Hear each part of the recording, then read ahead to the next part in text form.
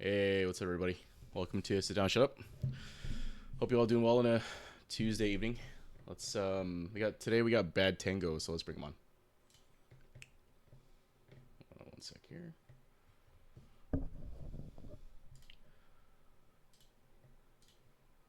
Hey, Tango, how's it going? Hey, what's going on? Well, it's Sit Down, Shut Up. Yeah. Yeah. Cool, man. One sec. Let me turn you up on my thing here. I think you're coming off a little Oh, quiet. okay. All right. Hopefully that we have it here now. Cool. All right, cool, man. So Okay. welcome on. So tell me what's been going on with your games, man. What do you think you were struggling with? What do you need help with? Um, for the most part, I feel like I just play kind of passively, like I'm just waiting for the other person to do something. Okay. So I don't know how to grow out of. Okay. So you think you play kind of a reactive play style, and if someone doesn't give you something to react to, you can struggle with that. Yeah. Okay. Okay. Cool. All right. Cool. So I saw you sent some replays. Look at that a bit. So all right. One sec here. Let me invite you to the custom room. Okay. Let me get a training.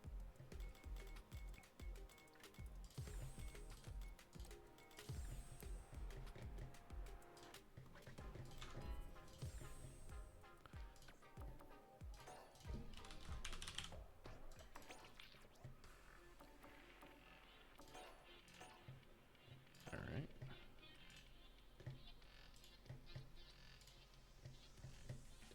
All right. So send an invite to the custom room. So if you're not familiar with the format, we're pretty sure you are, but for everyone else, I suppose. If you're on the custom room, we'll go to run our first three. I'll try to get a sense of like what you might be struggling with, how you're at right now.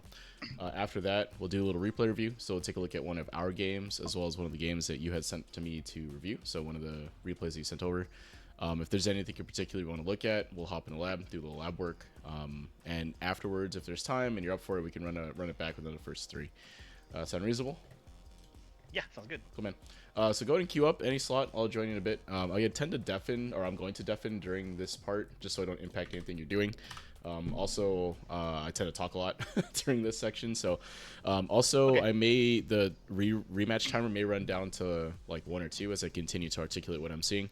Don't worry, I'm still here. Just talking through what I'm seeing. So, well, when you look at the VOD later, if that's something you're interested in doing, you'll see what I was thinking. Sound good? Okay. All right, man. Good luck. Yep, sounds good.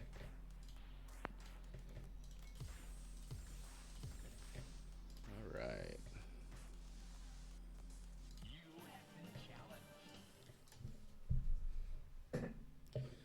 All right, so BadTango's been played them a lot in lobby nights and stuff on Newbie Fight Club. They run a pretty good Marisa, so let's see what's been going on with them.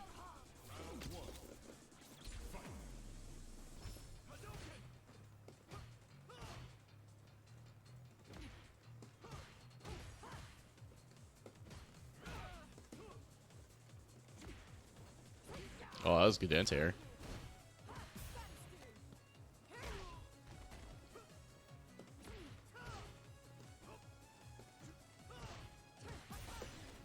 Uh-oh. Alright, so that's kind of a big deal, actually. So burning it kind of early like that sucks. Especially against Marisa, who doesn't have a lot of... Oh. Oh. A lot of reversal options. Oh, I tried to throw that.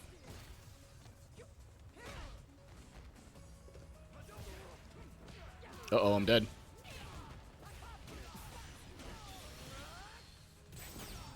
Oh, very nice, very nice. So, I made some mistakes there in the corner pressure. I probably should have went for DI sooner. But they were able to come back from that, so that was pretty good. What I do think is a problem is their meter management in that last round. So burning out's not great. Their spacing has been solid, though. Nice command grab. Uh-oh.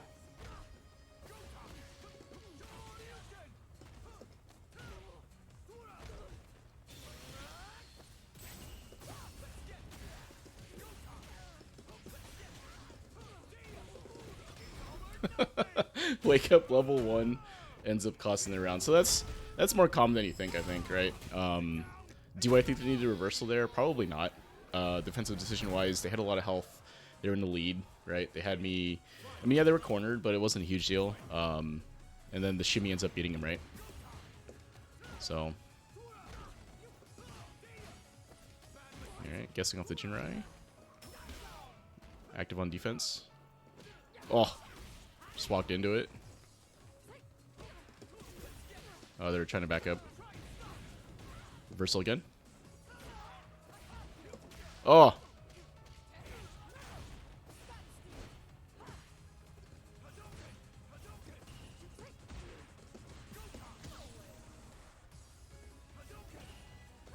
Uh-oh, that low doesn't work, huh?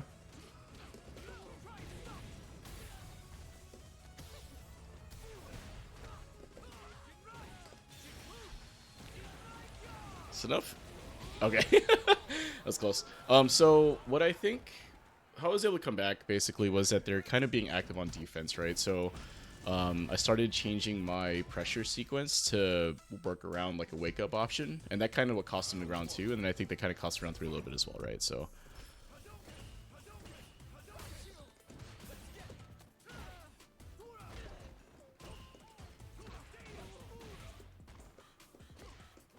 Oh, nice.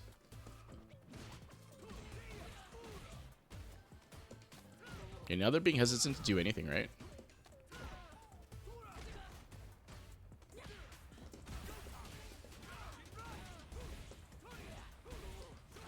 I don't know if to kill. That was though. So yeah, they kind of got bit a couple of times on wake up options, right? So they need to recognize that I've changed my pressure sequences, right? So, but right now their spacing is fine. I mean, I haven't really been able to. Oh wow. As I say that, a little bit of a bad Superman punch. Ouch. Space trap.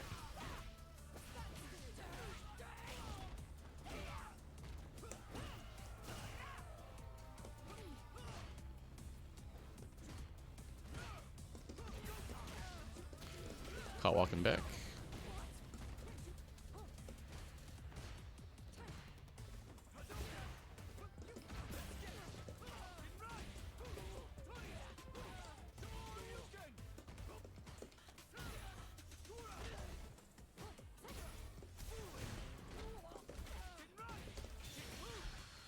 Yeah, so I think what's happening, at least in the corner anyway, because Marisa's defensive options are a little bit light, right? You kind of have to commit to super or D-Rev there. I think they're trying to be a little bit passive. They're going for kind of a wake-up delay button, which probably could have beat more if I used like my own delay option or something like that, or whiff punished it.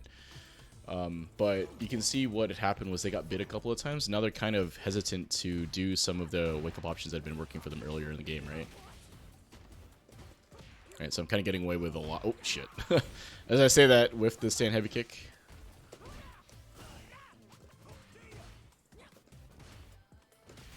Oh.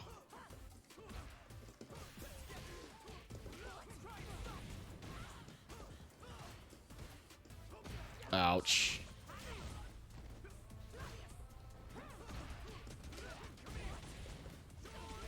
I wonder if I could have killed. Yeah, that target combo on block, pretty unsafe, even if, well, in most cases I think it's unsafe. I think you can get away with it if you do like an OD Gladius or something like that. I forget exactly. There's a way to beat the reversal there. But Ken's kind of privileged in that he has a multi-hitting DP, so it kind of breaks the Gladius armor there. They went for a special.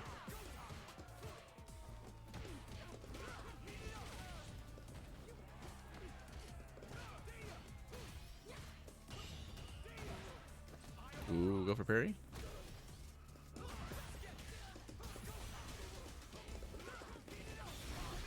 Yeah. So what happened, I think, there and throughout the game, throughout the set, was that it really just came down to kind of defensive decisions as Marisa. So let's take a look at the replay and see what we can come up with to help that. Hey, buddy, what do you think? I don't know. Fair enough. I mean, I thought you had me in game one for sure. It was a couple of decisions, I think, when it came to defensive decision in the corner that we can take a look at to figure out what kind of happened there. I think neutral wise, you do fine. I was kind of walking in and out of the range, and I thought you did a good job of like not pressing too many buttons in those situations. And you landed some pretty good whiff punishes as well, right? Like I would whiff a crouching medium punch or something, and you're able to beat it. But I think where you took a lot of damage was in some of the defensive decision making in the corner, right? So Marisa, Yeah. pretty famously, right, not really having a lot of reversal options. You kind of have to commit to a super there, which I think is a little better now, right, with the latest patch where the level 1 can now beat throws, right? So not as bad, but anyway, let me share my screen in Discord, take a look at one of these replays, and hopefully that we can shed some light on what's been happening for you. So. All right. I think I want to look at this one.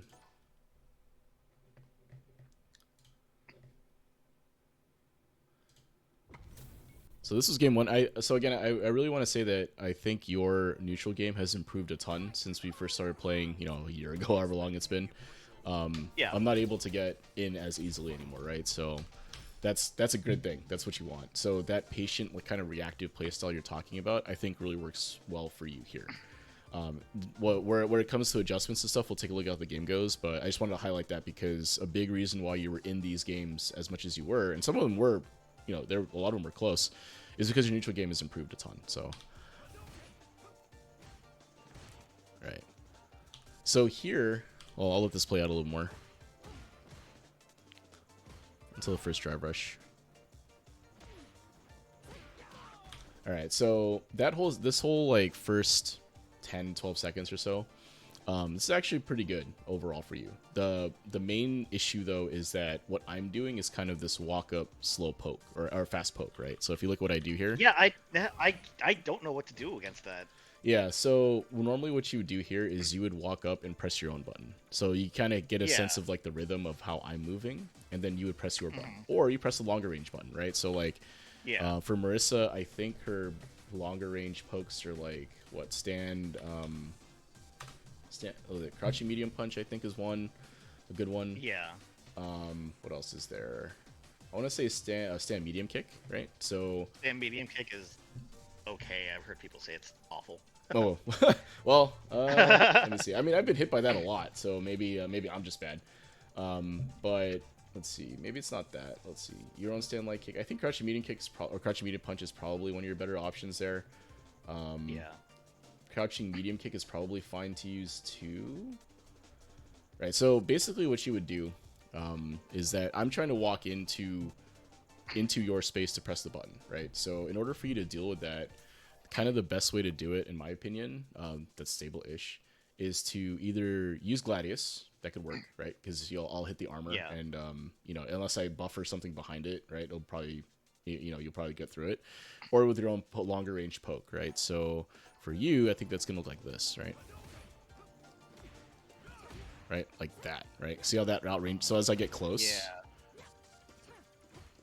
right, you can see how like as I'm moving into the space, your crouching medium punch outranges my stand light kick, right? So as I walk into the tip of your crouching medium punch, you would press the button, and that's how you would stop me from walking up, right? You would cover my approach, basically, right?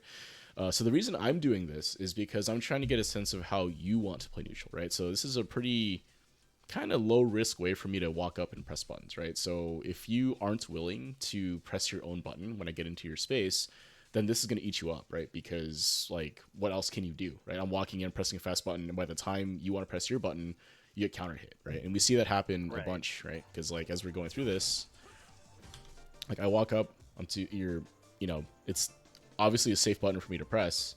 The spacing means you can take your turn back here because you're +2, but it's hard, right? Because you may whiff, I may back up with punish you, right? So what happens here is I keep walking you to the corner, right? And right here is a example of that, right? I just walk into the space, and you react a little late, right? So I'm already way close, right? And then you try to press your button, and it gets beat, right? So dealing with this just comes down to understanding spacing more, right? So being able to recognize when I'm in range or moving into range of your crouching medium punch, right? Or whatever poke you want to use. So that's how you deal with that. But the end result of this, though, if we look at the whole sequence, right? So this is neutral, and I'm going to let this time 12 seconds play out.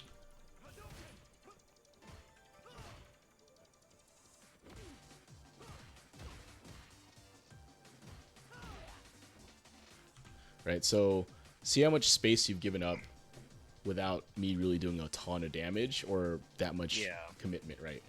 You're a little behind on bars because you've been blocking stuff. That's not a huge deal. And you've taken some damage, also not the huge deal. But the big deal is that I've walked you a quarter of the way to the corner, right? Pretty far. Yeah. And I haven't really done anything, right? So that's really like what I think as you get into the MRs you're getting into. Like this is where the game kind of gets... like this stuff becomes really important, right? Because the less real estate you're working with, the more pressure you feel in the corner, right? The more pressure you feel because you're getting cornered. And then once you're in the corner, it's like I have to fight for my meter and my way out, right? And with Marisa, that can be really tough. So if you're looking to adjust your playstyle to someone doing this, like I think what you would do is you would try to cover my approach, right? Use your crouching medium punch or longer pokes to cover my approach. I think you can use Gladius too, to some extent. To stop me from just like walking up and pressing my button, right? So right. And then this is a great anti-air here, and this was good too, right? So you're able to kind of turn the situation around, use 1 meter, get the plus frames, right? Good. A little tough though. So what I'll say here is that I don't mind the usage of meter like this because you're kind of just using it to get some space and open me up a little bit. But just know that, like, at this stage in the game, I think most players are happy to take a throw from you on a driver's cancel block here, right? Because you've traded 3 bars for 1200 damage, right? So, and then now we look at the situation, right? A little closer to the corner, so you've gained the real estate back, but your meter situation is much less here, right? So, this could impact your decision making later on, right? You can't really driver's cancel burning out. You only have 1 OD move in the tank now if you chose to do that, if you wanted to extend or whatever. So let's see how this plays out. Oh, I know I hit a driver's cancel that I didn't mean to. Yeah. There it was right there. Yeah, right? I did not mean to do that. Yeah. And I think I said it as much on streams, like, oh, that's going to be tough, right? Because now you have to deal with burnout here. And then I kind of go for a throw, right? Because you had gone for that kind of delayed option previously. So I was like, oh, I'm going to try to go for a throw here and see what happens. And now your driver's cancel gets nullified. You get thrown into the corner, and you have no meter, right? So this is really tough situation to navigate now, right? Because you have no meter here, no super, and you're close to the corner. So you do navigate this, though. So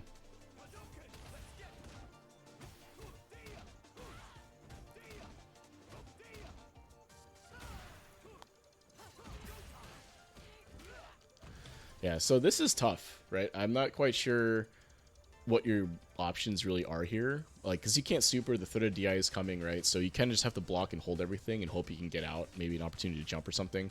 Going for that armor here is probably not the worst idea in the world. Throw tech is kind of tough, obviously, but again, you're burned out in the corner, right? So you're kind of just holding on for dear life, right? So I drop my combo, I get no anti-air.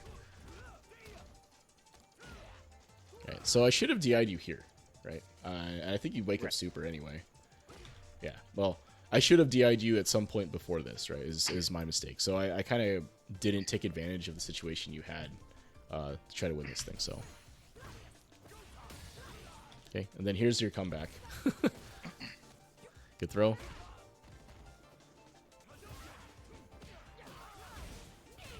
Yep. All right, so what was my mistake here, right? My mistake here was going for the run stop from too close, right? Yeah. Right, and then you just kind of use your button as I'm coming close and just counter hit me here, right? So, like, as far as the comeback was concerned here, you actually did pretty well. So you navigated this situation here, right? This whole sequence here normally would be a death sentence, right? You navigate this pretty well. Like, I should have DI'd you right here, right? Right here, because this is checkmate, basically, right? So that's my mistake here. You end up getting level 1 here, so now I'm like, I have to be careful about the DI, because you're incentivized now to go for it.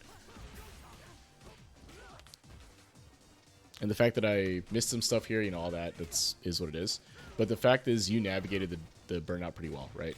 You didn't super here because you probably sensed that I was going to try to bait something. And then you fight pretty well here, right? So, like, this part of the game, like, you, right there, using Gladius to armor through the jab, drivers to maintain pressure, right? And then just finishing me out here with a combo. This is great, right? I thought this is really well played. But if I were to break down where I think, like, you could have done a little better, it would be right here. Just don't join the driver's shit, right? So, like, Yeah, that one was an accident. yeah, and I get it, man. I mean, that's just what happens sometimes, right? You try to press this, and then the two forwards come out, right? This is, you can see your inputs here, right? You ended up doing that, but at any rate, I thought you played the round pretty well overall. Besides this part right here, but once you got into burnout, navigating that wasn't like terrible for you. So we on round 2 here.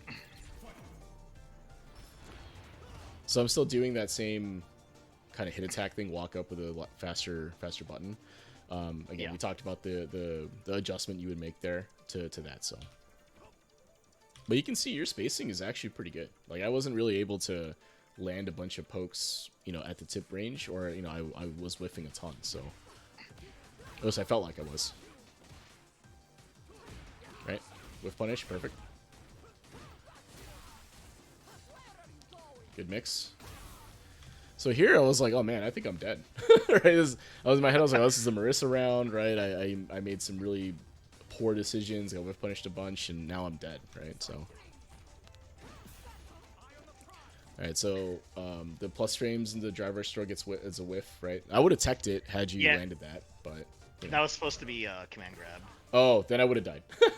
Yeah. Yeah. So what happened here, right? Let's take a look.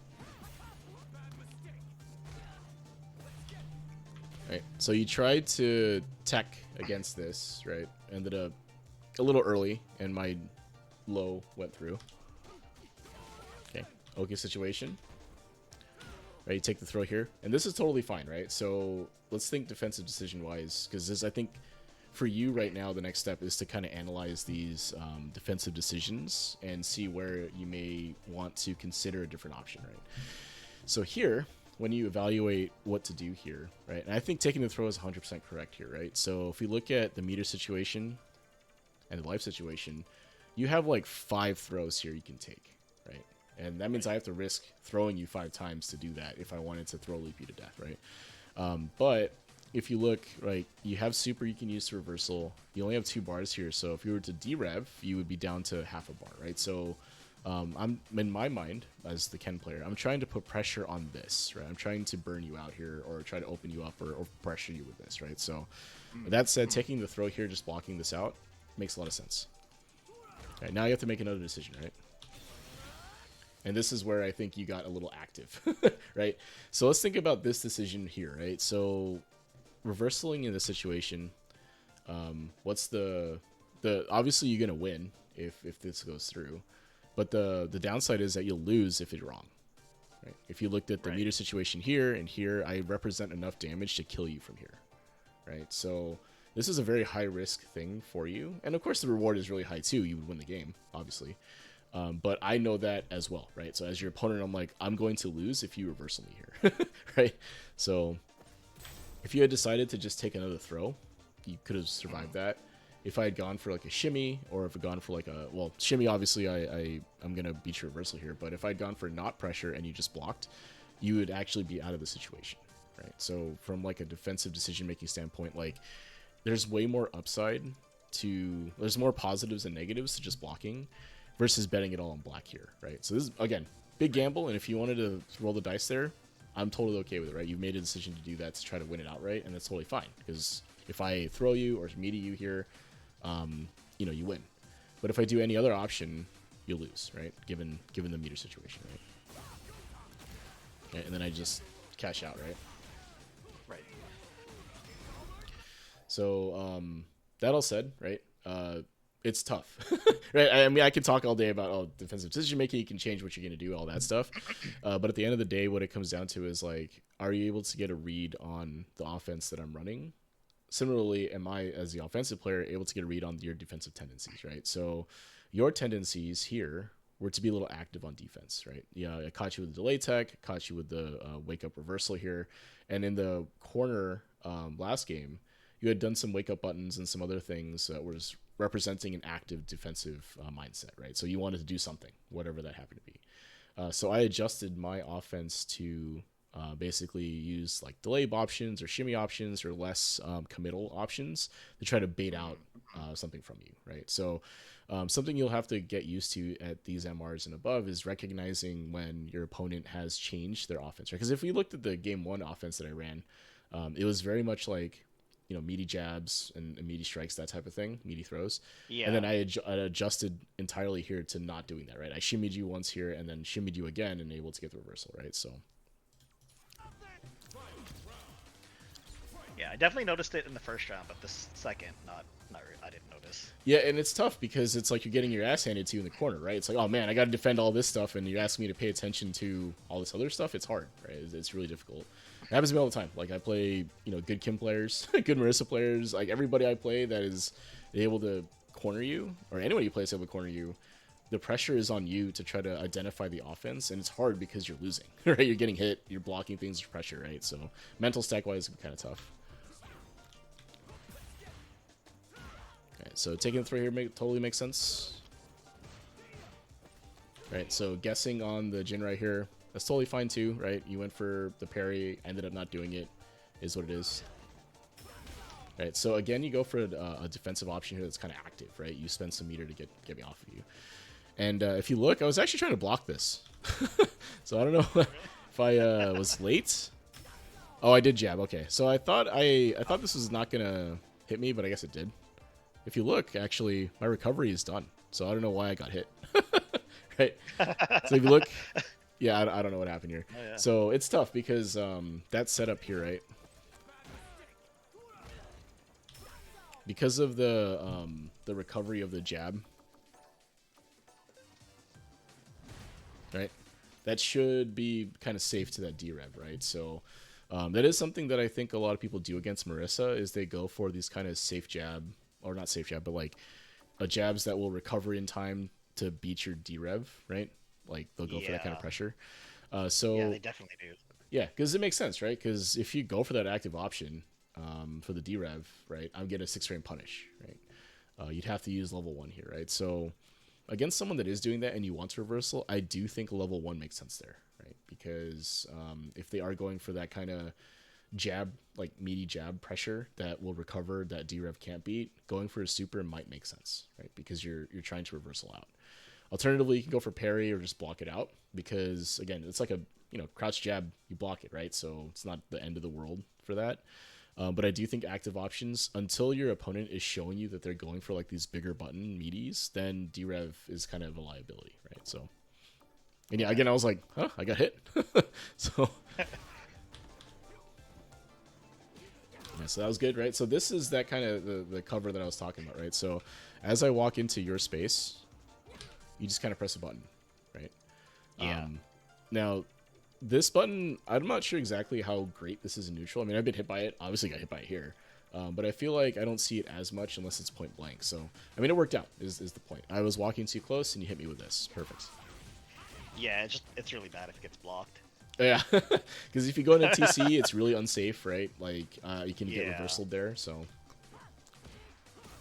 Alright, so here was interesting, right? So that wasn't a true combo, so you actually got hit trying to back up, right? So... Right here. Oh, yeah. So here, right, after this lands, you're trying to back up, right? So this doesn't happen to you a bunch. Well, let me think. It happens to you a little bit, but basically this, and again, very, very, very common, right? I talk about this all the time. Right after something happens and you feel like you're in the disadvantage or like, you know, and on the defensive, if you will, a lot of people right here, as soon as you have, you know, neutral again, you'll try to back up out of this range, right? Because this right here, this is kind of close, right? This is uncomfortable for a lot of people. It's like, oh man, I'm too close. I can't really throw them because they're too far. But I don't want to press a button because I just got hit, right? So I want to back up out of this pressure. And if you play against someone like me, who will just crouch medium kick all day, right? You're going to get caught walking back, especially from these ranges, right? So I think that it's an adjustment that people have to make, like as you get, you know, better and better at the game, is that recognizing when the spacing you're standing at might be uncomfortable, but also be willing to like block it out or be willing to press your own button, right? You had just gotten hit, so pressing your own button maybe doesn't make sense, but blocking through this and just kind of standing your ground here does make sense to me, right? So, because you think about the alternative, if you do block this and I do the driver's cancel anyway, now it's a mix-up situation, right? I get plus frames, I have to guess, all that stuff, but that's better than getting hit, right? At least you have a chance to defend the mix-up, versus here you're getting a comboed in the corner, right? So, a good anti-air, a good patience, right? So, this is a good patience on your part, right? You'd be willing to block. Because you're going to go for active options, so I try to bait it. You do nothing, and free anti-air, right? Perfect. Then I get overheaded here, as I, for some reason, decided to wake up with a tech. I don't know why I missed that. Alright, so I think this conversion can be better, but, you know. Alright, plus frames. Alright, so back to neutral again, right? So, like, overall, that sequence is actually pretty good from you. I do think that there is a little bit of damage you're leaving on the table with that overhead conversion, but not a big deal.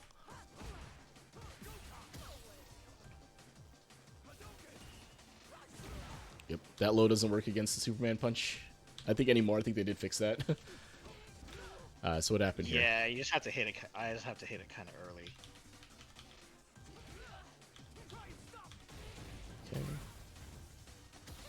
Wait, what happened?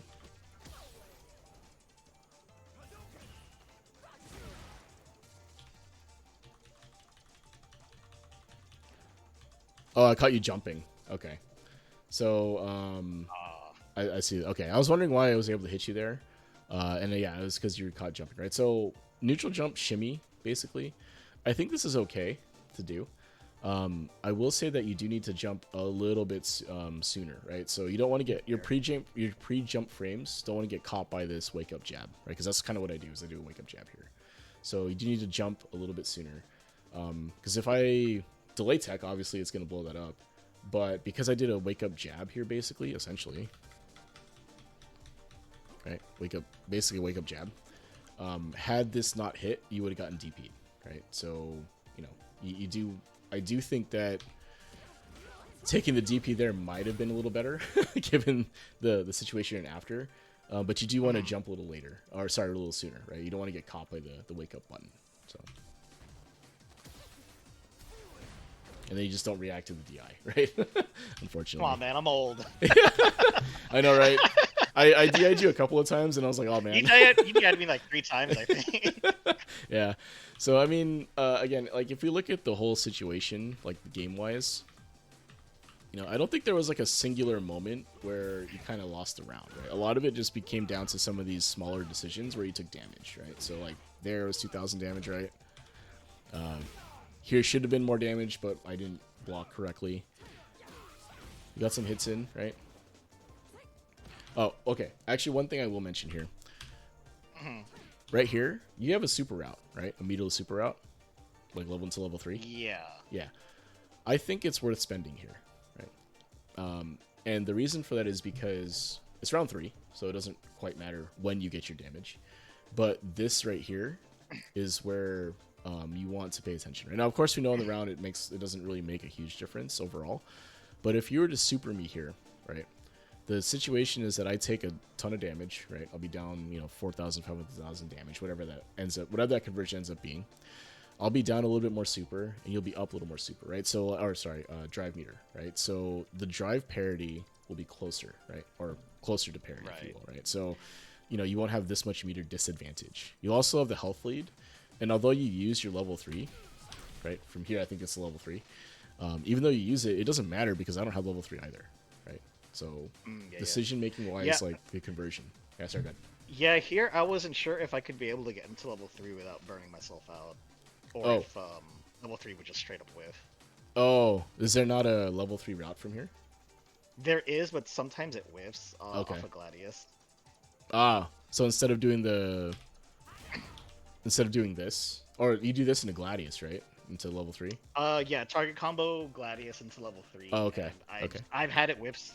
I've just had Gladius into level 3 whip so many times. I'm just like Oh, okay. traumatized. That's fair. That's fair enough, right? If that's what was on your mind at the time, then it's fair. But if you like in general though, right? What I'll say is that if you land this hit in neutral and you're able to convert this into a meterless level 3, I think it's worth the spend, right? So like looking here, and obviously some of this is knowing that you're gonna build your super while you go through this, or even going into level 2 potentially if you're not sure. But I do think that spending super here is worth this is worth doing, right? From a decision making standpoint.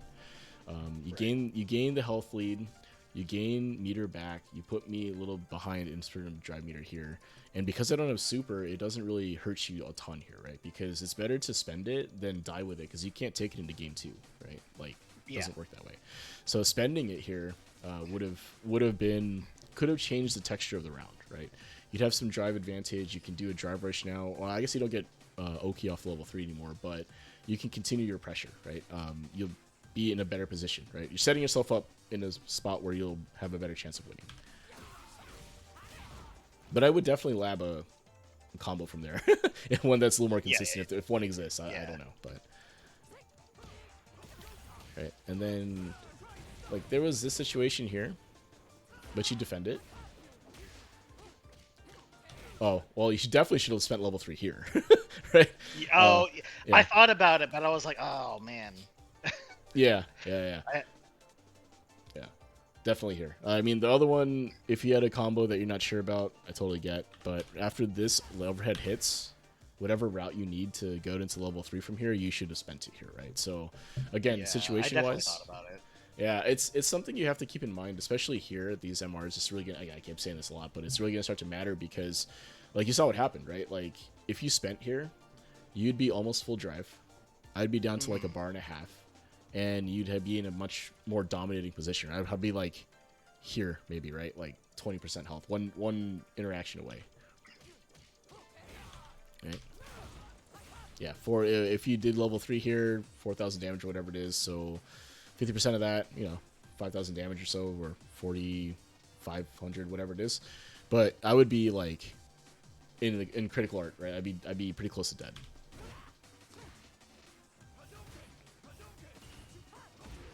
Get whiff punished.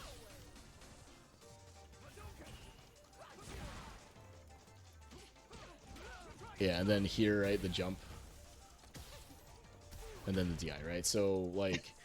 These situations, these small situations, like I may not have been able to do that DI had you supered me, right? Like I may not have the meter to have done all the other stuff that happened, right? So that's really what it came down to. I think in this round was the meter management. It's not just like not burning out and not like running out of it, but also spending it and using it, right? Like using this because you end up losing the round with your CA here, right? So had you CA'd at any point before that, I might be dead, right? I might that this represents at least this much damage, right? So, like the texture of the round might have changed basically. So, anyway, cool man. So, any thoughts or questions while I bring up the next replay? What do you think? No, not really. Okay. Clear as mud. Absorbing it. Yeah. Yeah, I had a professor in college always used to say that. He would talk about these concepts or whatever at the end of class. All right, everyone good? Clear as mud? And then everyone just kind of nod, right? Because you're like, oh yeah, I guess so. All right, cool. So let's take a look at this game here and see what happens, right? So.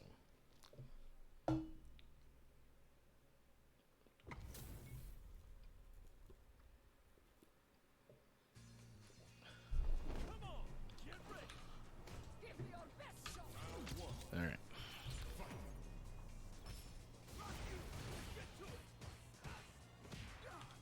Okay, so I think this is okay, right? So block this, right? So you're +1.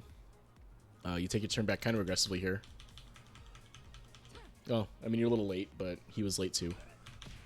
But okay, so let me say this, right? So when you are going to take your turn back in this scenario, when your minus right like that, press timely, right? So press sooner, press kind of earlier than you think, because SF6 gives you a 5-frame window for these buttons to come out, you can press a little sooner than you think when you want to be, take your turn back immediately, right? So if we look at the same situation, right? So after this, what do you press? You press crouching medium punch, right? Crouching medium, yeah. Yeah. So had you pressed that timely, right?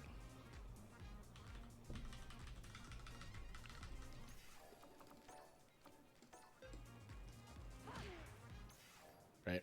So making sure that your button presses, if you make the decision to take your turn back, right, in that scenario, making sure your button presses happen frame tight is kind of important, right? Because it makes sure that your opponent can't get away with kind of sloppy frame traps. No, I don't really call it a frame trap, but they can't get away with pressing a bigger button when they're minus like that, right? So the Terry actually goes for a crouching medium punch here, I think. Let's take a look.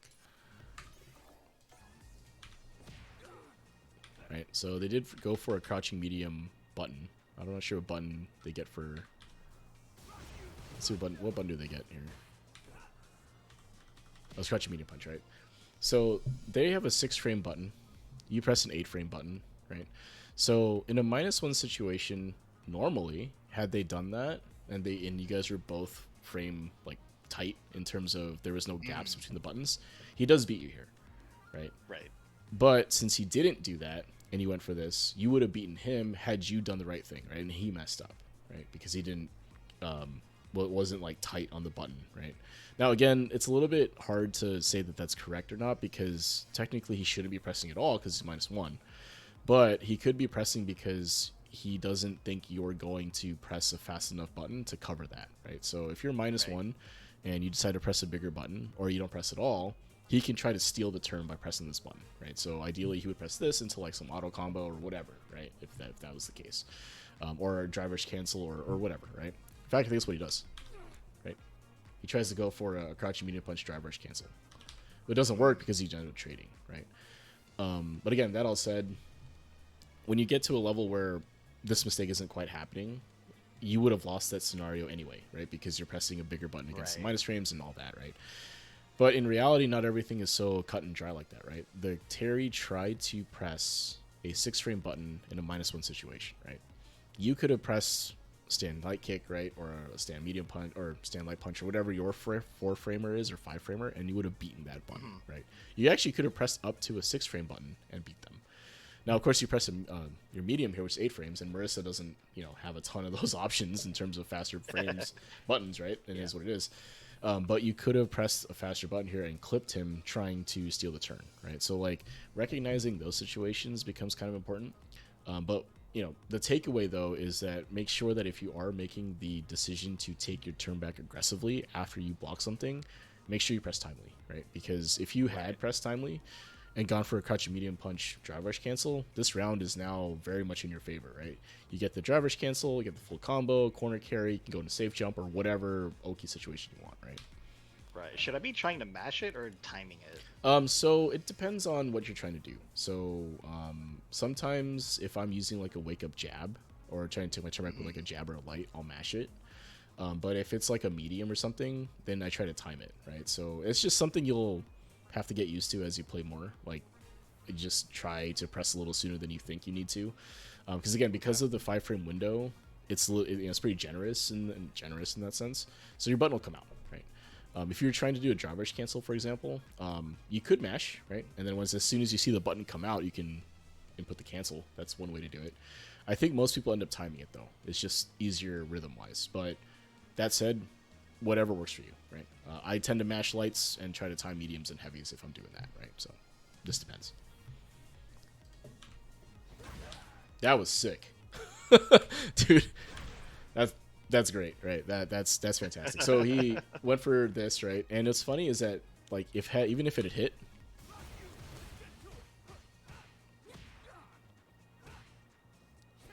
right? You armor through it, right? You drive rush cancel, and then you just armor through it and you take it, right? Because the minimum distance from here, right? So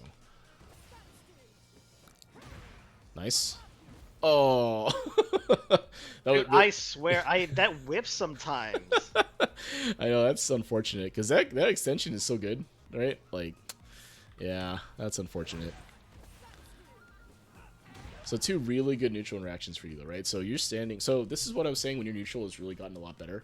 You're standing at a space where his buttons are gonna whiff, and you induce it by just kind of standing there, right? You're not willing to commit a button or whiff a button. You just kind of whiff punish what they're doing, right? And I think this is well within reason for whiff punish, right? So you saw the button and you pressed in response to that, right? So this is great. Like this right here is like what we want. This is perfect. Unfortunate that this didn't work.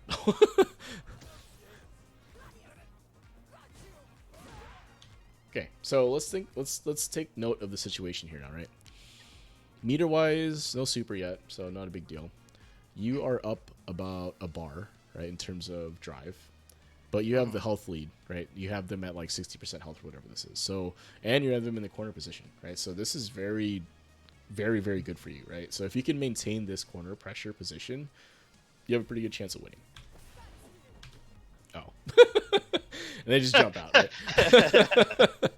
And that's what it is, right? I mean, people will do that. So let's talk about the situation leading up to this, though. So I think it's kind of interesting. So right here, right? So right here, this is a very aggressive option, right? If the Terry elects to do anything other than jump, you're going to get pressure in his face, right? So you'll drive rush in, he can block, or maybe he DPs you or checks your drive rush potentially here.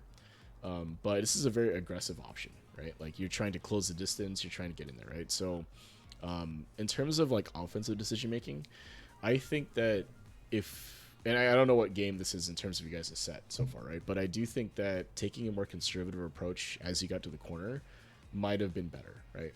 And the reason for that is because of this. You have a very dominating health lead, a little bit of a meter lead, right? So there's no reason for you to really spend anything in this situation, right?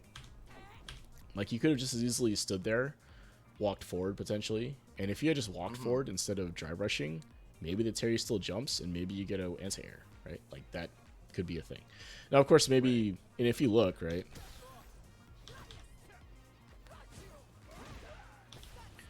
So from here, I don't know if the Terry reacted to your drive rush or not, but if you look, he's already holding up, right? He's already decided to jump before you even did anything, right? So, like that's what I mean when I'm like taking a beat here and just kind of being a little conservative on offense in this situation here. Kind of netted you another knockdown here, right? Or at least an anti-air opportunity. Whether it's a knockdown or not, you have to execute it, obviously, but you have an opportunity to knock them down, right? And keep them in the corner. Because again, he's not reacting to your drive rush, right? He's fully committed to jumping from this distance after that hit, no matter what happened, right? Like if we look again, he's already holding up, and if you don't do the drive rush, he's gonna jump anyway, right? So anyway. Just something to consider, right? Offensive wise, like if you're in the lead and have corner positioning and screen position and all that stuff, your lead health wise, meter wise, and all that stuff, you don't have to take as many risks, right? You can effectively reduce the amount of things you do because you're forced to. Because like all things being considered, if you both of you stop doing anything, you'll win, right? Like the timer will tick down and you'll win. So he's the one that's incentivized to take risk, right? Especially with the screen positioning. Now, if the situation was reversed and you were the one that was down health, maybe this makes sense to be aggressive, right? Maybe it makes sense to try to apply pressure, yeah, to keep them in that situation, right? Maybe that makes more sense, right? Depends on the player and all that stuff, but that's something you can consider. But I do think that in the dominating position you were in here, there's not really like a lot of good reasons for you to drive rush in here, right? Now, again, if you had gotten a read on his tendencies and he doesn't do a lot of jumps or was like very passive overall, then maybe that makes sense, right? But I think that, 9 times out of 10, same situation, if I was playing, Ken or anyone else here in that same scenario, I don't think I would have did an aggressive option, is what I'm getting at. Okay. All right, take the DI. Unfortunate. I think I've taken every DI in the last, 2 weeks. It's tough, man. Like it gets hard to react to that stuff. Okay. Ouch. Did shimmied?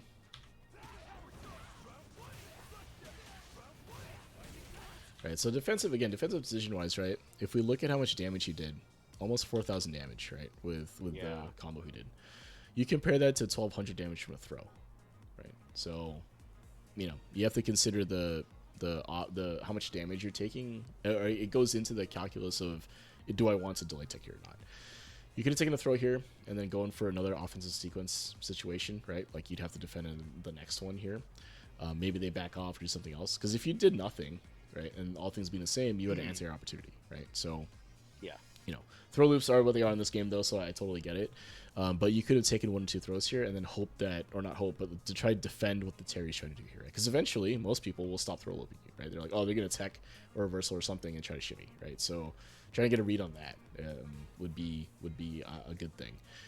But if you talk about just the defensive decision making and what you have to think about when that goes into that, your health is a big factor here, right? Like the represented damage on a delay tech whiff, like a shimmy punish, versus taking a throw, right? This isn't even close, right? 1,200 versus 4,000, that's huge, right? 30% difference, right? So, and he does it again, right? And you actually did this thing I was just talking about, right? Like, totally worked out. So yeah, that's what I mean, is that like, if you had delay tech again, you're dead, obviously, right? Level 1 and all that. Well, maybe not dead, but you'd be in a pretty bad position. That'd be close. Yeah. But like doing nothing here and just blocking it out, Terry ends up exposing himself against anti-air.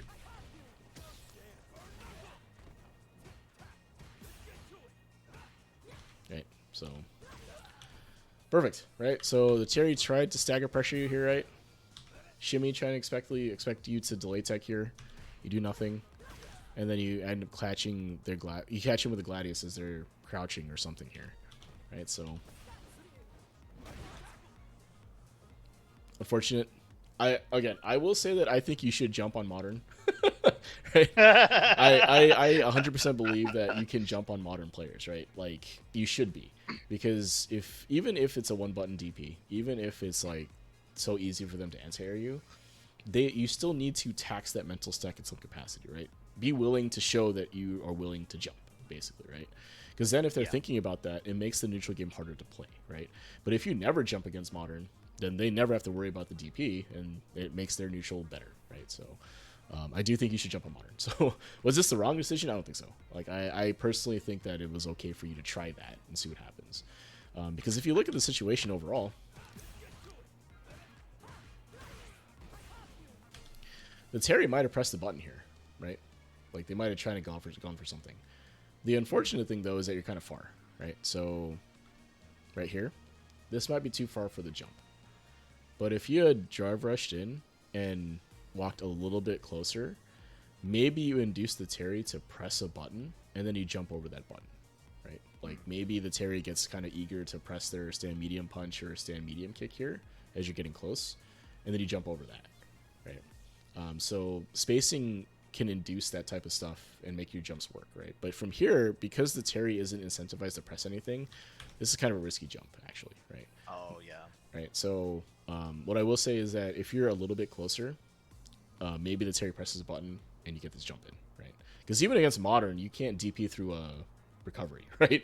So that's really where jumping is good, is because you're jumping over a button that they're committing to.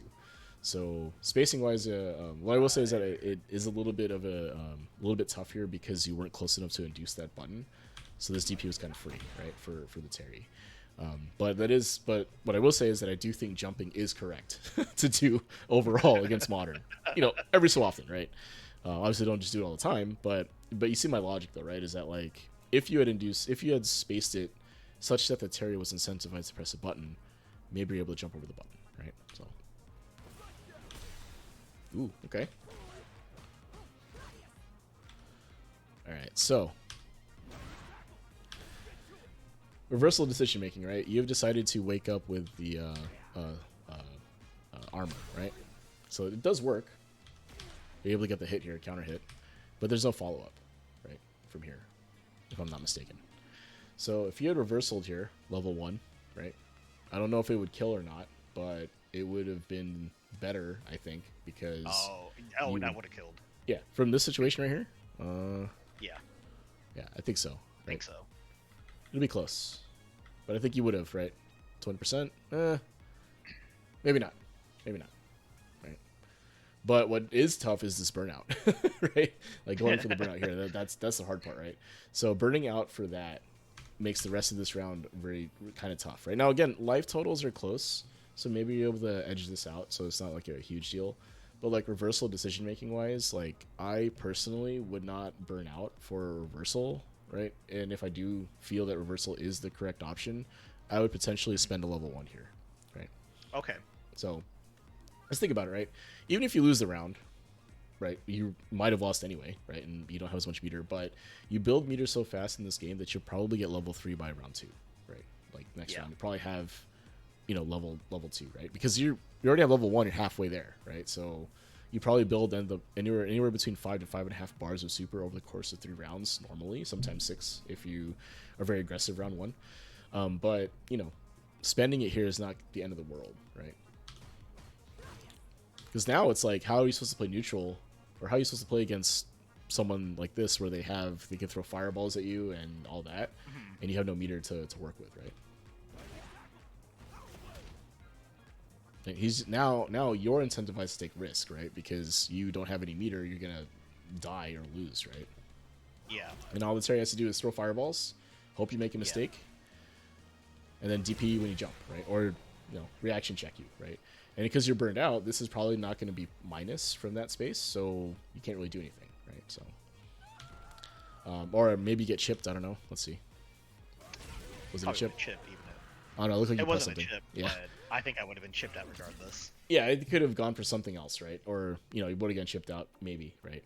But I do think that this round actually was played pretty well by you. The only mistakes, if you want to call it that, would be being super aggressive in that corner positioning where he jumped over you, and then burning out at the end of the round, right? Maybe using super might have made more sense, right? So again, these are just small defensive or decision-making things.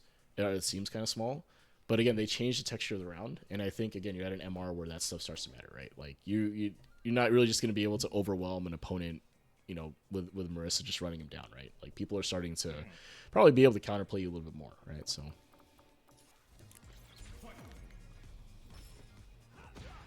The whiff punishes are so good. Like, this is so good. Dude, like, I'm really impressed by this, right? This is not something you see at these MRs normally, right? This is really good stuff.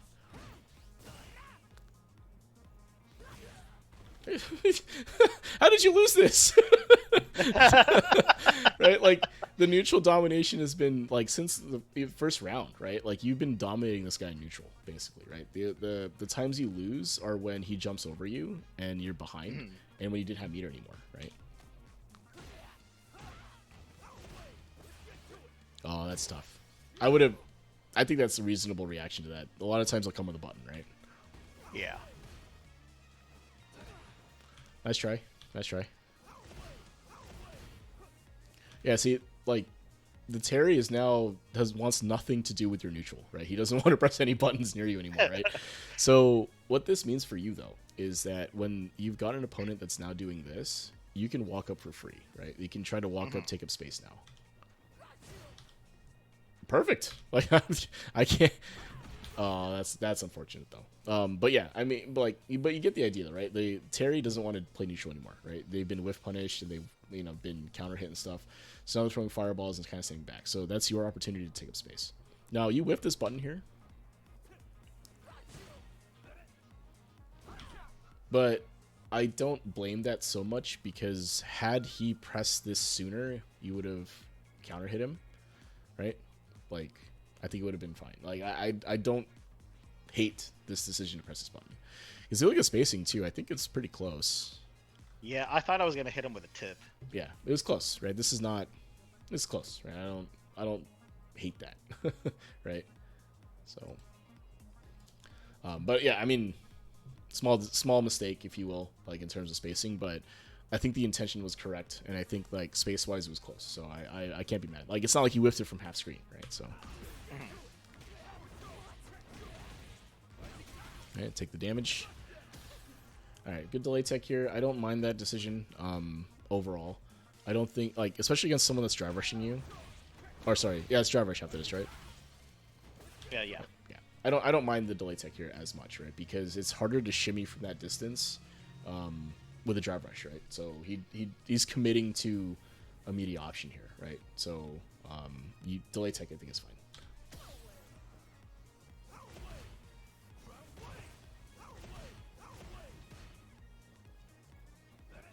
This is perfect. Like I have no notes for this. This is so good, right? So he puts you in the corner, but wants nothing to do with pressing buttons in your face. Wants nothing to do with playing neutral against you here, right? So he backs up and throws fireballs instead.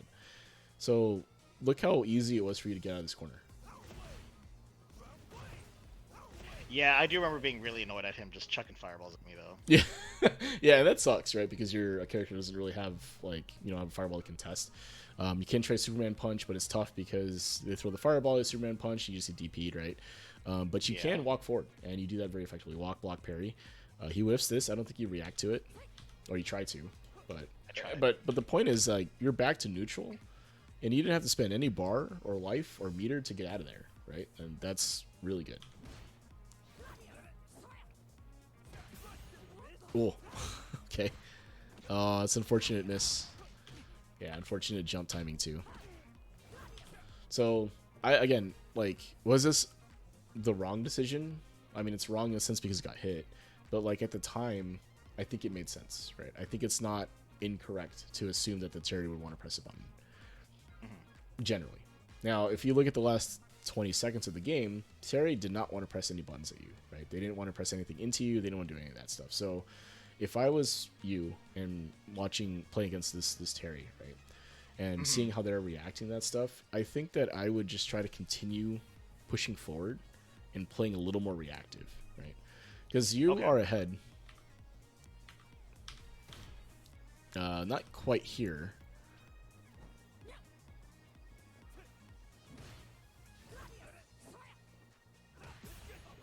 Right here. So at this situation right here, he no longer has drive rush, right? And now he's kind of incentivized to preserve this meter normally, right? I mean, I don't know this guy. I don't know how he really plays, or what he's thinking. But he's incentivized to kind of preserve this meter. So you can apply pressure just by walking forward. Right, so that stuff was great. But I would say that once you got to this spacing, taking a beat to kind of see what they wanted to do after this might have been good, right?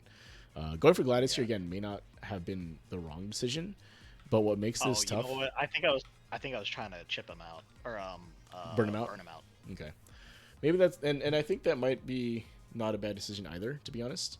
But I do think that it's tough because this Terry has shown that they jump at this spacing, right? This is like the second or third time they've jumped at this space, right? So none of their buttons are reach.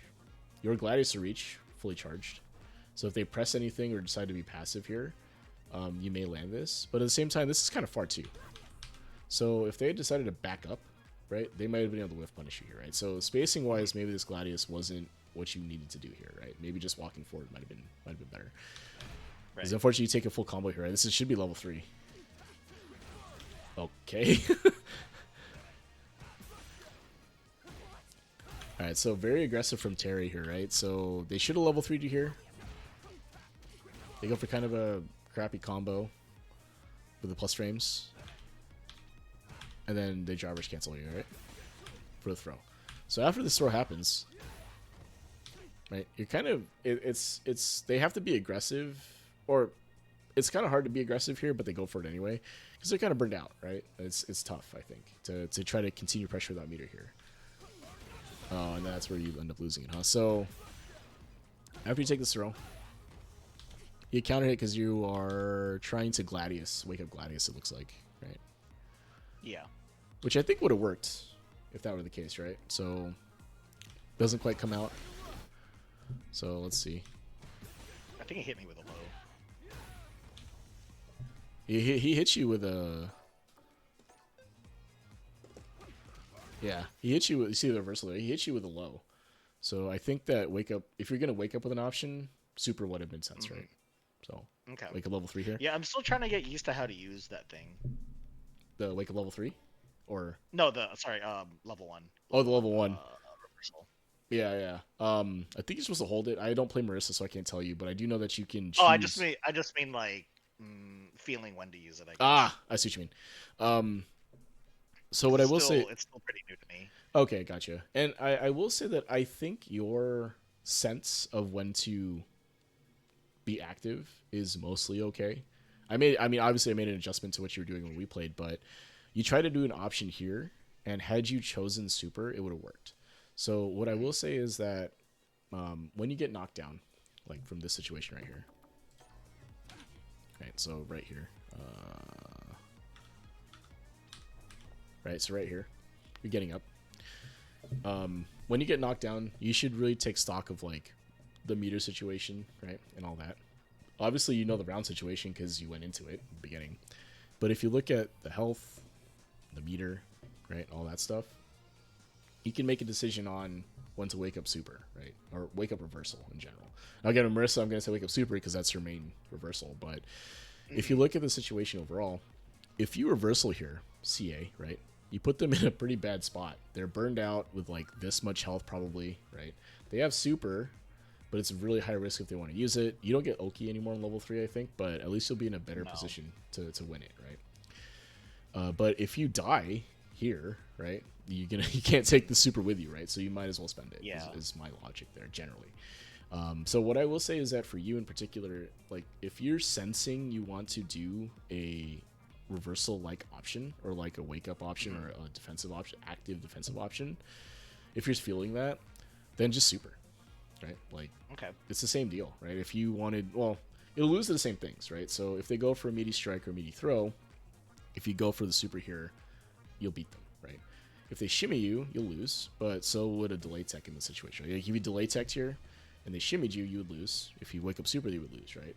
But the upside is that if they go for that meaty strike or meaty throw, instead of delay teching through their pressure and just holding it, you would reversal on them, right? So if that's again, what I'll say is that defensive decision wise, if you think that reversal is the correct option and Mhm. super is available to you, then consider using this instead, right? Because like you're down around, right? So again, you can't take this with you Yeah. into the next game, so you might as well spend it, right? Like give yourself a chance to get Okay. into round 3. Like even if you get into round 3 with no super, at least you're in round 3, right? You maybe build Yeah. Yeah. level Yeah. 1, maybe level 2 even, depending on how the round goes, and then you can use super again, right? And that's totally okay. So, but yeah, if I were to try to break down how this round got away from you, I think it kind of comes down to this jump in at the end here. So you take this hit, right? The Terry makes a bit of a blunder here in terms of like corner pressure, but he's adjusting to what you've been doing, right? So you've been beating him in neutral, so he doesn't want to play neutral anymore, right? So if you were to do stuff like drive rush in or try to jump over the fireball here, I think that would have been reasonable too if you get a read on the timing. But I mean, if you look at this is like you're just walking him to the corner, and this is like he's playing scared in this scenario here in terms of the neutral game Yeah. aspect, right? Right. Not getting it canceled there is unfortunate, but is what it is. And then that jump in, I think, is what kind of puts you on the back foot here, right? Now, again, the Terry should have killed you from here, right? Like the Terry doesn't do it, but they should have been able to kill you from there. And then here, I think the wake up super would have made sense, right? So, Okay. because again, if they try to bait it, you know, okay, maybe you don't kill it. You know, if they bait it, you're dead, but you're dead anyway, right? So, you know that when you talk about like the defensive decision making, I think that has to be in the picture. I know people think reversaling is like scrubby or whatever, but like there's a reason to exist in the game, right? Like just Yeah. because people don't like getting reversal under pressure doesn't mean you shouldn't do it, right? So, but yeah, otherwise, man, I think like outside of some of these defensive decisions like that kind of put you on the back foot, that kind of snowball, I think like your Mhm. neutral has improved a ton, right? I mean, like really good now.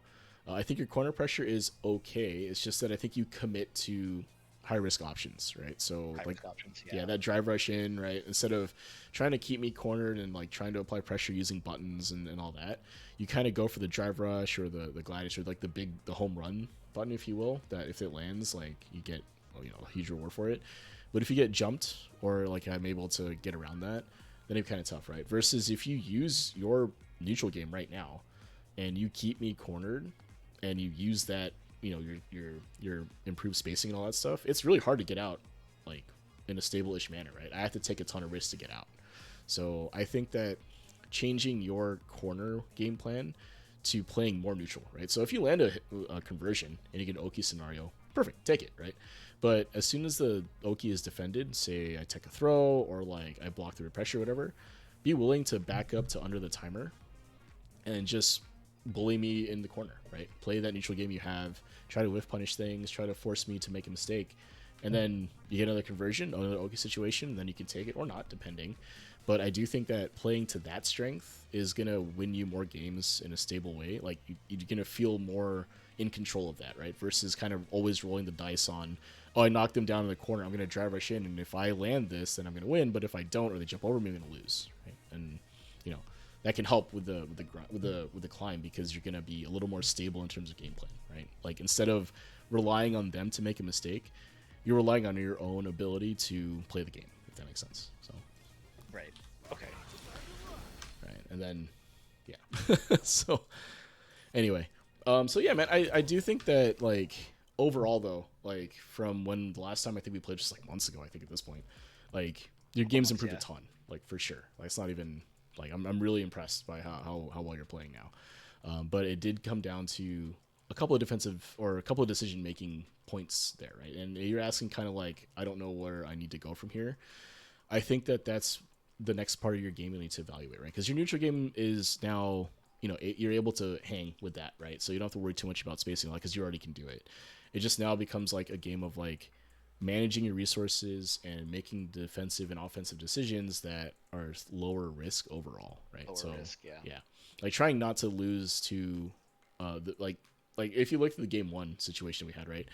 You kind of bet it all on black on that reversal, if you know what I mean, right? It's like you took a big, huge gamble and was like, I'm going to win it here or I'm going to lose it all, right? And that can work sometimes, but in the long run, right, it's not as stable as like, oh, let me just block everything out, try to use my neutral game to try to, in a low risk way, try to open them up and then get conversions from there, right? I think that's where your game needs to go from here, right? That's at least that's what I would think. Like, in terms of like low hanging fruit, like, how do I get better? I would consider the decision making process when you're on defense and when you're on offense as well, right? So taking less risk overall is what I would say. So block more often on defense, right? Take lower risk options and always take lower risk options. And then also on the flip side of that, when you do decide to take that offensive option, be willing to spend the super in that scenario, right? So we just saw in the last game, your sense of when to reversal was okay. You're like, okay, I think he's going to do something. And then instead of going for the home run in that case, right, you went for wake up like armor or gladius or whatever that would have lost it a low anyway. Yeah. Right? So yeah, that's what I would think. So anyway, what do you think, man? Does that sound in line with what you're expecting, or what are your thoughts? Yeah, I mean, yeah, it does. Okay. Well, man, so with that, do you want to run another set? You got time to run it back, or? Yeah, I got time. All right, let's do it.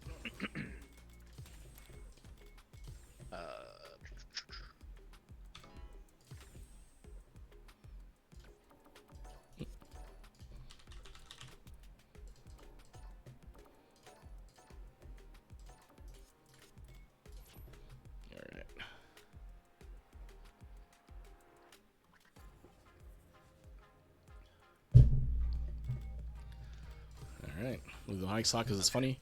But yeah, I think that if you were to try to make an adjustment now, just think about like, this is actually kind of tough. Try not to take as much risk, I guess. I mean, it's hard to blanket it like that. There's not really a quick fix there, but yeah. Basically, try to get me in more situations where it's you have to play neutral against me in the corner, right? Like, I'm cornered and you're trying to play neutral. Okay. Nice.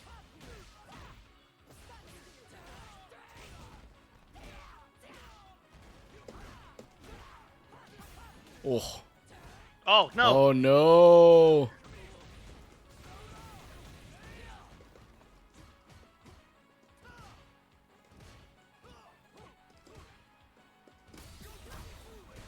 Oh. Oh, that worked. That shouldn't have worked.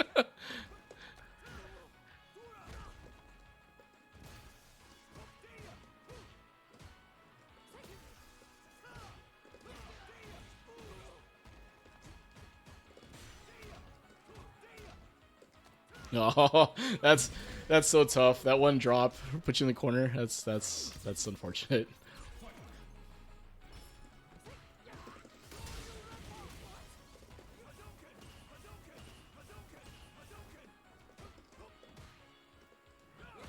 Oh.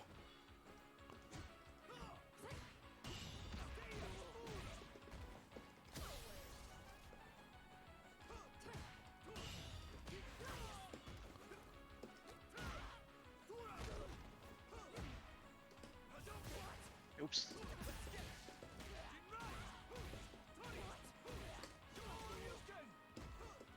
Oh, nice.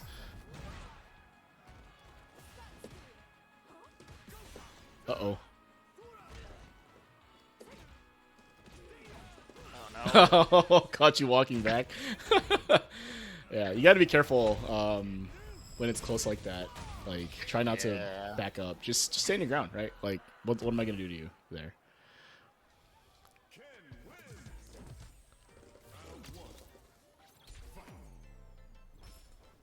Oh.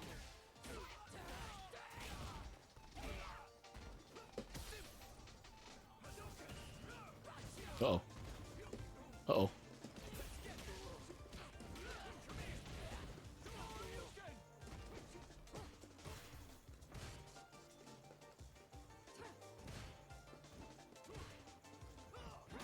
Oh. That was like max range. Oh, I'm dead, right? I think maybe not. Oh.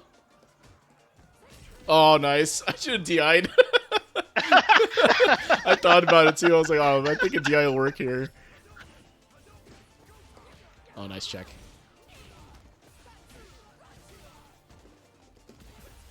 Oh. A run cancel.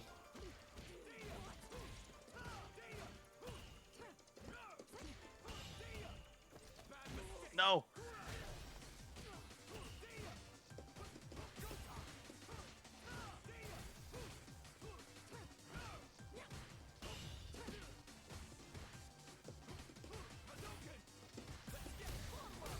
Oh.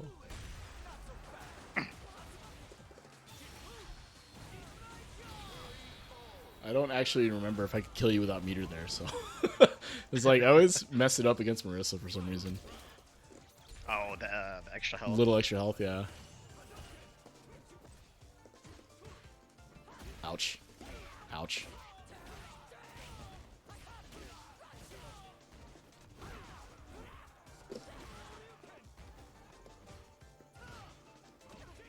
Oh, I gotta watch Oh it no, back. not again.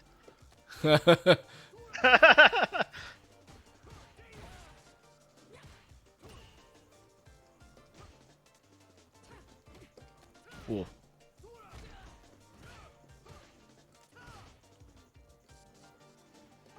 Oh, that was sick. What a check. That was sick. So perfect, right? Like that was a great adjustment to what I was trying to do to you there.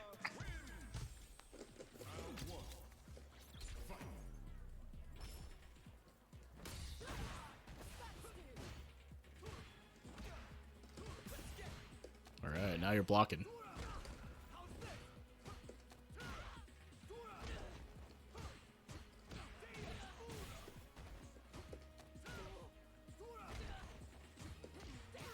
Oh, nice.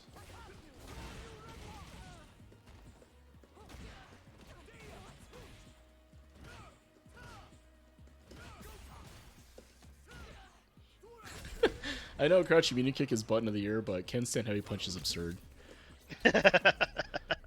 It's too good, man. Oh, what a parry.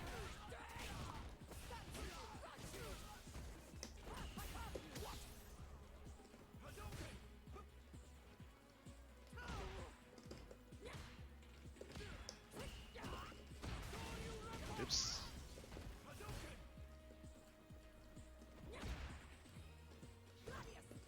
Oh, I could have whiff punished that. Oh, nice.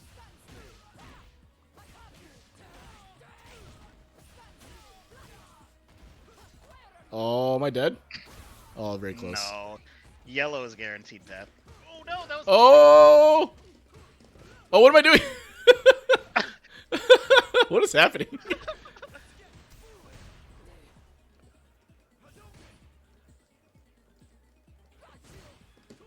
Oh.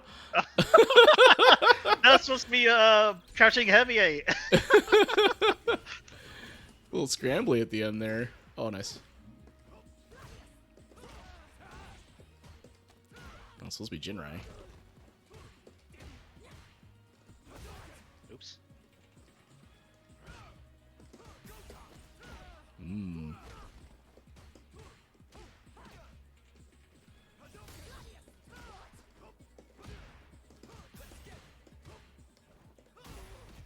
Oh no. Oh, are you kidding me? Dang it. Level 3. Oh, I'm so mad. Actually, I made a mistake too. I should have supered there. I don't know why I didn't. Oh man, I'm in trouble. Oh no. Oh. Oh, that was far enough. I know the actually it comes down and it kind of sticks out a little bit. It's the run. It just closes the distance. Yeah.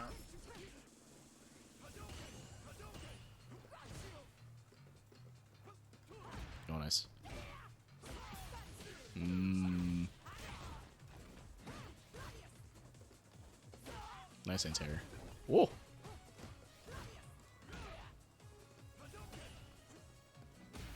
Nice. Oh no. Uh-oh.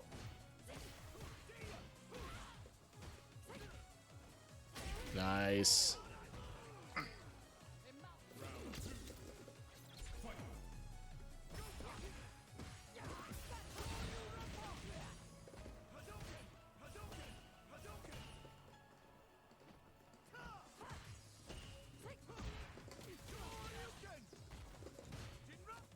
Oh.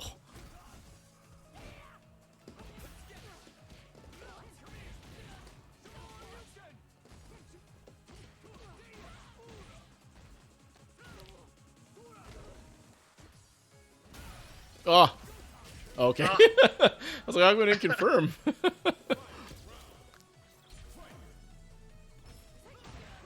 no.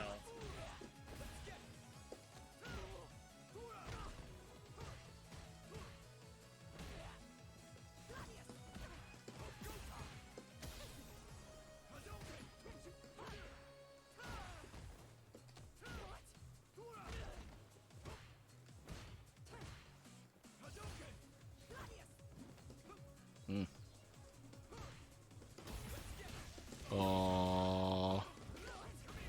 I thought it was out of range. Slightly little too close for that, but yeah, I think like if you saw our games, you kind of committed less on offense and tried to kind of keep me in the corner, and you won a game because of that, right? You're able to get me burned out and take some rounds as well. So I think trying to keep your reactive game plan, right, and be okay with that as like a default. And then really just use your neutral, right? I think like your neutral game right now is strong enough where you can kind of beat people in that phase of the game. And then it's just a matter of, continue to beating them when they're like that in the corner. But yeah, man, this is really great. I mean, like after playing you now versus the last time we played, like a huge improvement, right? Like I'm really impressed. Keep hyping on that. But yeah, like to sum it up though, I think that if you maintain your kind of stable game plan in neutral, right, use your spacing and buttons to control space. Once you have them in the corner, take okay situations as they come. But if you have to commit a ton of resources or something else to try to continue your pressure, be okay with backing off to stand under the timer or at a spacing that you're comfortable with and keep them in the corner. Play neutral again with them in the corner, right, is what I'm trying to get at. And then defensive decision and general decision making as well. Try to take into account the meter situation when you make defensive decisions as well as offensive decisions, right? So be willing to spend that meter in situations where it's like maybe it makes sense to do so, right? Especially with your reversal sense, right? When you feel like you want a reversal, be okay with spending meter in those situations, right? Because you were gonna reversal anyway, so you might as well go for that if the situation makes sense, right? So cool, man. Okay. Yeah. Cool. Anything else before we wrap up here? No, I'm good. Thanks for the session. Awesome, man. Yeah, man. Really impressed with your neutral game now. It was tough to get in there. So, well, man, yeah. So I'll just wrap up on stream. But yeah, thanks for coming on, man. Appreciate it. Cool. Thanks so much. Yep. Well, thanks, guys. This was it on the show. Appreciate you guys watching. Tango is someone I played a ton with in the last year and a half or so, however long it's been that we've been part of Newbie Fight Club. So, doing really well. I run this through the through the Fight Rise Discord. So, Fight Rise is a fighting game community focused mostly on Street Fighter 6. Put the Discords in the chat here. They run bi-weekly events through their One Fight Stand series. It is a 7-round Swiss if you're a Master and above. I think they do round robin if you're under Master. So if you are in Master and want to get tournament sets, or in non-Master even, if you want to get tournament sets, take a look at Discord. They'll happen every other Tuesday. So and it's all run through the Discord. So it's a good time. Get on VC, meet some people, get some tournament level sets. 7 rounds Swiss is always nice. It's better than going to your local. Well, I wouldn't say better than going to local, but it's better than going to local and losing 2-0, right? Or 0-2, and then going home, right? At least you get 7 rounds. So getting games there. They also do community showcase events through their Urge to Fight series. I do commentary for them every so often. So folks in the community that have been grinding it out and playing games get to play on stream, get the matches commentated, and having a good exhibition. If you're interested in looking at that, take a look at twitch.tv/FightRiseFGC for the older VODs. Also, the thing I'll plug is their Big League KO. So Big League KO is a league format that is basically a 8-person pool round robin. You play 2 matches a week over the course of 4 weeks, right? So 7 matches, 2 matches per week. They're all first to 5s, and it's basically a tournament setting. If you do well in your pool, you get to go into the postseason. There'll be a playoff bracket, if you will, and then I believe we stream top 8 or top 4, one of the two, or the finals of those of that. So these pools are rank separated. So if you're at any rank, I think the floor now is diamond. So if you're diamond or above and want to get into this, check out the Discord. These slots do tend to get filled up pretty quick. So if you're interested in that, join the Discord. Take a look at when the actual slots are open up and be ready to join when they do. If you're interested in coaching or being coached and you're interested in a session like this for yourself, please join the Fire Rise Discord. There's a couple of good coaches on there. So myself, there's Satora and Jason Loserpants that do coaching through Fight Rise. We all have our own channels under the Level Up section of the Discord. You'll see our channels there. Take a look at the pin messages and see how you can sign up for a session like this for yourself. And also I'll plug this. I'm part of the Newbie Fight Club. So Newbie Fight Club is a fighting game community focused on helping newer players into fighting games, mostly Street Fighter 6, but other fighting games get played too. They do lobby nights every Monday, Wednesday, Friday. Mondays are their modern nights, so if you play modern or interested in modern, please join that. You don't have to play modern, but it's encouraged, right, to try new things, I suppose. On Wednesdays are the newbie nights, so if you are new to the game and want to get games with other folks that are new, please join those on Wednesday nights. And then Fridays are typically a open lobby night, so anyone can play anyone. They were doing tournaments during this time, but I believe that's been moved to Sundays. So if you're looking for another 7-round Swiss tournament, I believe they run them every other Sunday now, but take a look at the Newbie Fight Club Discord to see what the actual scheduling is. They also do a Modern Monthly. I think that just happened yesterday, so I want to say it's like the second Monday of the month or whatever it is. I don't know. I can't always make them. But if you are a Modern Warrior and want to play other Modern Warriors in a tournament setting to see who the best Modern Warrior is for that particular month, take a look at the Newbie Fight Club. Please join the Modern Monthly. It is a good time. A lot of good players there. A lot of great people. And come and hang out. So thank you guys so much for watching. I appreciate you guys' messages and likes and follows and all that stuff. And yeah, so have a good night.